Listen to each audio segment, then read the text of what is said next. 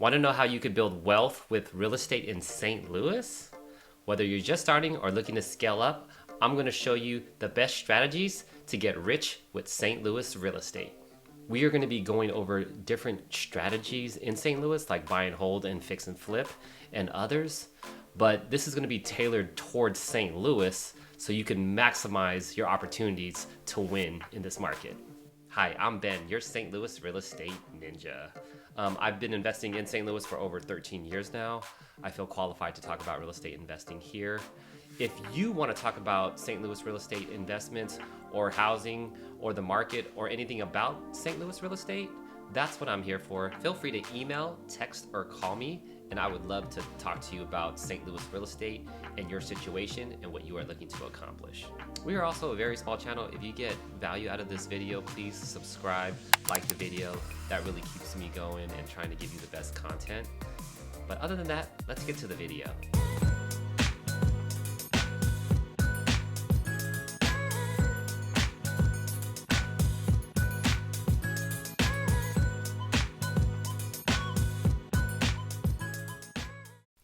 Buy and hold rental properties. St. Louis is a great cash flow market, meaning the houses are affordable enough, but the rents are high enough to give you a good return on investment. This is my main strategy, and I've been doing it a long time in St. Louis. What are some of the benefits of buy and hold? Number one, there's steady income coming every month. So you get rents every month and it's steady.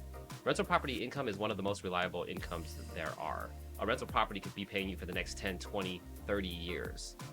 So that is a huge benefit of buy and hold. There's also long-term appreciation. So over time, properties usually go up. So if you hold a property for multiple years, it's going to be worth more than what you paid for it now. There's also a lot of tax benefits to buy and hold. You get a lot of depreciation and write-offs. And if you are a full-time real estate investor, you get even more deductions. All the expenses that are related to your properties and supplies and repairs, those can be write-offs, lowering your tax bracket at the end of the year. Huge advantage there. St. Louis has a high rental demand, and pair that with the affordability of the houses here, it is a great cash flow market, a prime market to make positive cash flow every month. So what are the best places to invest in St. Louis for buy and hold rental properties? Most single family homes are in the North County area, and the main towns there are Florissant and Hazelwood. There are a lot of other little towns there, and you can rent out in a lot of different little small towns as well, but the main ones are Florissant and Hazelwood. The properties in North County are more affordable, plus the high rents. It makes it very attractive for cash flow investors. So a good sweet spot of price range for homes in the area is around $60,000 to $150,000. The average rents can be in that $800 to $1,500 range. Usually the more that you pay for the property, the better neighborhood it'll be in and higher rents. But you can get a lot better cash flow numbers at that lower price point with higher rents, but keep in mind the neighborhood might not be as good as those other neighborhoods. I personally own a handful of rentals in Hazelwood and one in Florissant at this moment, and they have cash flow for many years. In these areas, you will have a lot of people that qualify for Section 8, and I like Section 8 because the government helps them pay their rent, and also if the tenants are messing around, then you can actually talk to the caseworker and get things fixed. So I personally like Section 8. And a lot of people in the area will qualify for that. So I think that that helps you minimize your risk too of tenants not paying. If you do market rents, that's great too. Usually that higher price point, right? That $1,500 price point. You can still do Section 8, but most of the time those will be market rents. If you are paying over $100,000 for a property in this area, the neighborhoods are more solid with better appreciation. If you are under that, a lot of times you'll get very little appreciation, but you'll get solid cash flow. So it really depends on what you are looking for. The next area is South City. South City has a lot of single family and multifamily. Residential multifamily is 2 to 4 units. There are buildings that are commercial 5 units and up as well. A lot of investors do multifamilies in the area. The prices can range from 180 to 400 depending on your area. Once again, the higher the price, usually the better the neighborhood. But when I first moved to St. Louis, my first building was a 4-family flat. And we didn't know what we were doing. We didn't know how to rehab, but somehow we got it up and running. That property was paying $2,000 a month gross when we rented it out. It's a little bit higher now as rents have gone up, but our rent at that time was $550. So I used the cash flow from that money to pay for my rent. And that's how you build wealth in St. Louis. There's also that house hack option where you can rent out one unit and live in the other unit. If you have 4 units, you can rent out 3 units. And usually that's enough to cover your mortgage and some cash flow. A lot of people do that to start. Great way to build wealth. Your rent and housing expense is usually your biggest expense. So if that's covered by the tenants, that's how you win. The Tower Grove area is really great for rental properties. It's very desirable if you're closer to Tower Grove, and it's really walkable near the Grand Strip. There's a lot to do there. If you go to Shaw, that's a little bit more higher price, but it's very desirable for young professionals and people working in the city, usually at the hospital, Barnes Jewish, or at Wash U, the university. And then some of the lower price properties are down there in Dutchtown, Rondelet, Holly Hills. There are a lot of options there to invest in. Usually these buildings are just older than in North County. So a lot of them could be 100 years old, 90 years old, all brick. There might need to be some maintenance, repairs, tuck pointing, roofs, cast iron pipes. There's a lot of that stuff. So be prepared that you might have to do some fixing if it's not already fixed up. So whenever you have rental properties, you definitely want to have reserves for repairs. You just don't want to put all your money and have nothing to fix up anything. So usually you want to have like $5,000 to $10,000 per property just in case anything goes bad. Sometimes they will, and there'll be fix-ups here and there. Rents for a 1-bedroom apartment can be $600 and up. If you have a 2 or 3 bedroom, things can get up to that $1,500 range. So you got to do the math yourself with your mortgage payment, but most likely you are going to cash flow in South City. Also, what I like about multifamilies is if you have one vacancy, then the other units are still paying your mortgage. You're not coming out of pocket with that expense. With a single family home, if they move out, then you're paying those expenses while it's vacant, usually 1 to 3 months. So just something to be aware of on how to get started with buy and hold properties in St. Louis. There are a couple of things that you need to do to minimize your risks and have a better chance of success. The first one is a thorough screening process. So when I first started renting to people, I really didn't know how to do that. So I ended up with a lot of late payments, a lot of evictions early on in my career. Over the years, I've been better at my screening process, getting pay stubs, verifying employment, making sure they make enough, no eviction history. Those type of things helped a lot, and I've minimized my evictions greatly over the past few years. When you have great tenants, real estate investing is a beautiful thing. When you have bad tenants, it can be a nightmare. So really focus in on a thorough screening process. Me and my team do that for a living. If you ever need help with that, we have your back on that. But please find good tenants. There are 4 types of neighborhood classes: A, B, C, and D. A is the best school districts, the highest price homes, the least crime, the highest taxes, and those usually don't make sense as rental properties because the prices are way too high. The D neighborhoods are the war zone where crime's really bad, lowest price properties. Usually there's not a lot of development going on, and Walmarts and Targets. B and C is in the middle. C's usually more blue collar. B is kind of in the middle there, that second tier of pretty good school districts. So what you want to do is choose that C plus, B minus area if you can. A lot of people just go for the lowest price. I have to warn you about that because a lot of those are in bad neighborhoods and the tenants can be really bad and it can be very problematic. So don't go just off price. You want to pay a little bit more and get a lot more value. Even if you get less cash flow return on paper, overall, you're going to get more appreciation, less headaches, better tenants, long-term tenants, and better mental health. Just to give you an example here, this property in the background is actually my latest rental property. It is rented out for $950 a month, and I bought it for under $100,000. So those are very common rental properties and numbers that you can expect in St. Louis. Wholesaling.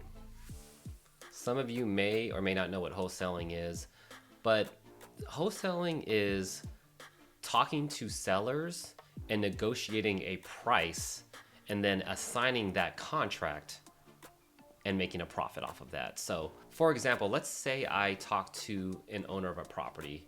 The property is in bad shape, it needs a lot of work. Let's say I think it's worth $200,000. I think it's gonna take $40,000 to fix it up, and I'm gonna offer you $100,000. So let's just say I got the deal for $100,000. I think it's worth $200,000, but it needs $40,000 of work in it. So you're into it for $140,000. So what I could do is get it under contract and then go to my buyers, my contractors, and say, hey, I'll give you this contract. You can close on this deal for $100,000, but you pay me $10,000 as an assignment fee. So we're into it for $110,000. They'll fix it up for $40,000. So that's $150,000, and they sell it for $200,000. That's what a wholesaler does.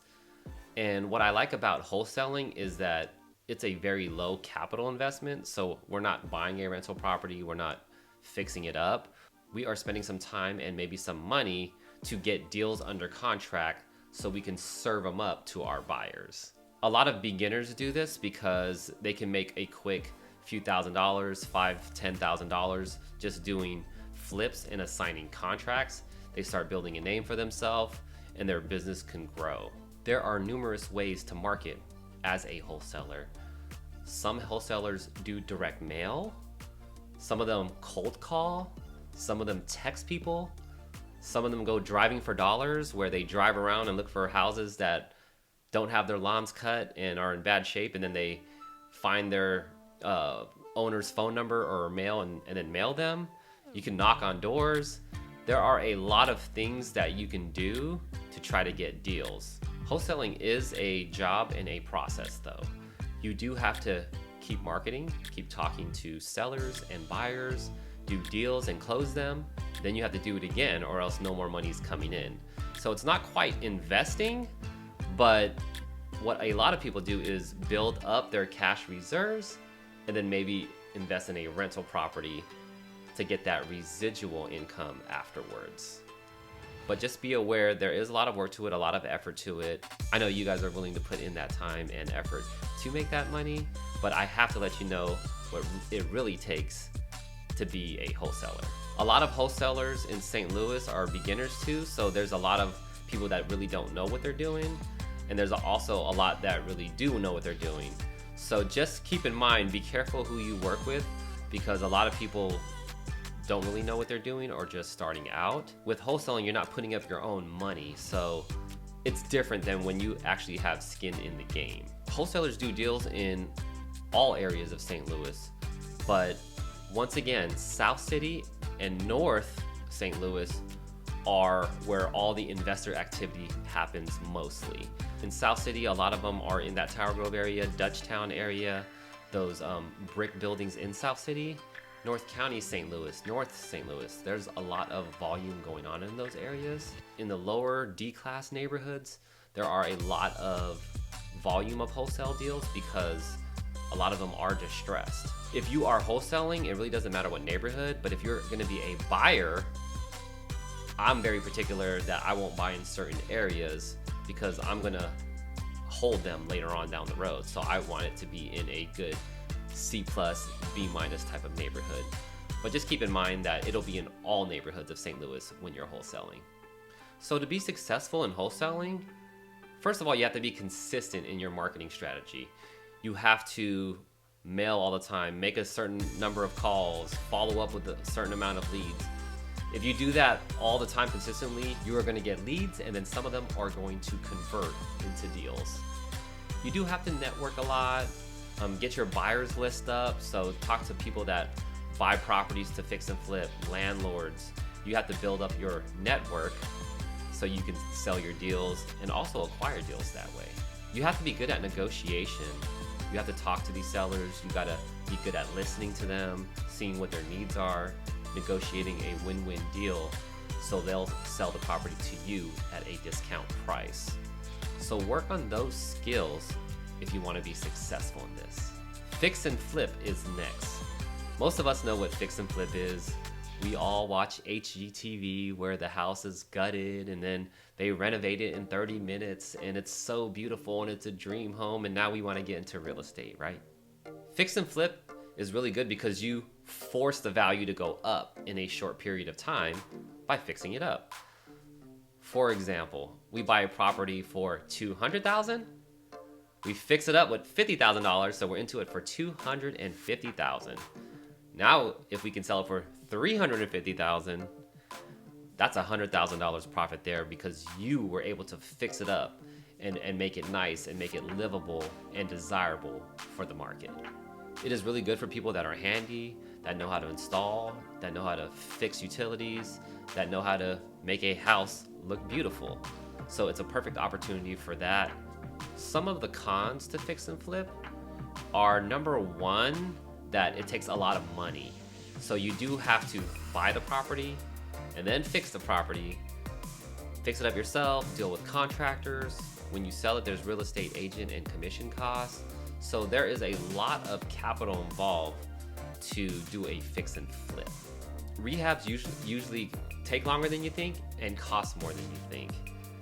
And that can be very stressful because you are paying for the property in holding costs. You might have a budget of a certain amount to fix it up, but then once you open a wall and you find out you have to change all the electrical or this whole subfloor, then it costs more than you expected. And your profit that you thought was $100,000 now gets squeezed to $70,000. And another big cost might be $50,000. Then with agent commission costs, you get squeezed. So it's very risky from that standpoint. Usually fix and flippers are more seasoned or established or have a construction background. Not that you can't do it, but you have to be aware of the risk because a lot of times you don't make all the money that you think you're gonna make. As a rule of thumb, if the property is $250,000 up to about $600,000, then that is usually a good neighborhood where families want to be in and buy that property that is in tip-top condition. There's really not just two great spots to do fix and flips in St. Louis, but you want to be in desirable areas that have good school districts that you think that the house will sell fast in. So in St. Louis City, some great places are Lafayette Square, Shaw, Tower Grove. In the counties, there are a lot of great places to fix and flip, including West County, Mid County, St. Charles County, South County. Here are a few tips here that should give you a better chance of success. First of all, you got to estimate your repair costs correctly. Like I said before, a lot of times you think it's going to cost this much, but it actually goes over. So have a buffer of unexpected costs, $10,000, $15,000. A lot of times unexpected costs will come up, but if not, you were more conservative in your numbers up front. So that helps you a lot. Not paying too much for a home is very important. Don't get caught up in overbidding with other people to get a deal. You love the neighborhood, so you overpay for it. For a good while in St. Louis, if you really liked a house, you would overbid, sometimes even over $100,000. But that's not what we're doing with fix and flips. We want to make sure that we have a ceiling and not go above that ceiling and be okay to walk away. If you get emotional about a house or numbers, then a lot of times you're going to lose. So don't get emotional about it. There'll be more deals out there. Be willing to walk away. Partner with reliable contractors so you know your job is getting done with good quality and on time. It is really hard to start a big rehab with a contractor that you use for the first time.